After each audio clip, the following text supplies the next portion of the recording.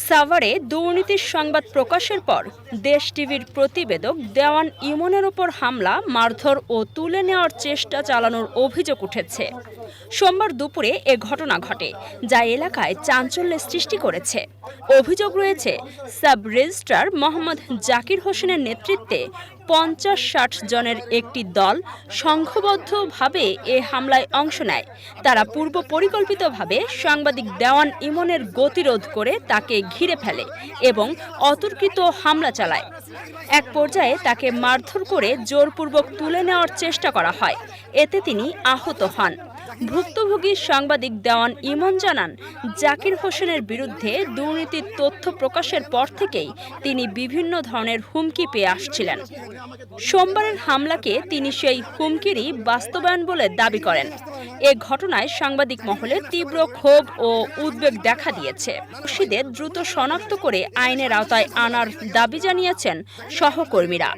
একই সঙ্গে সাংবাদিকদের নিরাপত্তা নিশ্চিত করতে প্রশাসনের জরুরি হস্তক্ষেপ কামনা করা হয়েছে। আমাদের সাংবাদিকদের মধ্যে উনি পরিচয় দিচ্ছেন না, অফিসের সামনে আপনি ওনার অফিসের সামনে দিয়ে সামনে রেস্ট অফিসের টাকা ভাই বাদ দেন, না না বাদ দেন ভাই, ওইসে ভাই ওইসে ইমন ভাই বাদ দেন, এটা আমরা আলাদা ধরুন না, উনি আলাদা ধরুন না, ধরুন বলছি তো আপনি যান বাদ দেন না ভাই, ইমন ভাই বাদ দেন ভাই, বাদ দেন। এটা তো বারবার এখন ওনারা করলো না, না বারবার কেন আসলো? আর হবে না ভাই, কেন আসলো? এটা তো দিতে হবে, আর হবে না। জাকির ভাই কেন আসলো? ওই ব্যাপারটা দেখুন, ওনার পক্ষে জাকির ভাই কেন আসছে?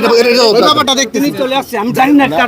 জাকির ভাই মানে ওনার পক্ষে লোক সুবিধা নিয়ে উনি কোন জাকির ভাই পক্ষে লোক না, না কেন জাকির ভাই? আপনারা বাদ দেন তো, এই ইমদাদ ভাই ওইসে যান জাকির ভাই। আপনি কেন আসছেন বলুন তো ভাই?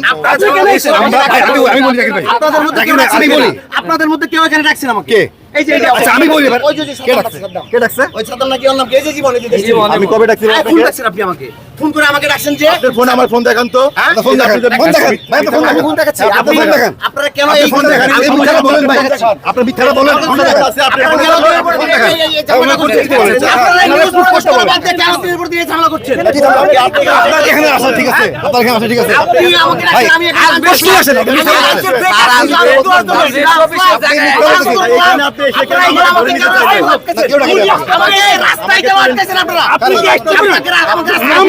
এটা আমার উপর দিলাম, সেটা আমি জানি।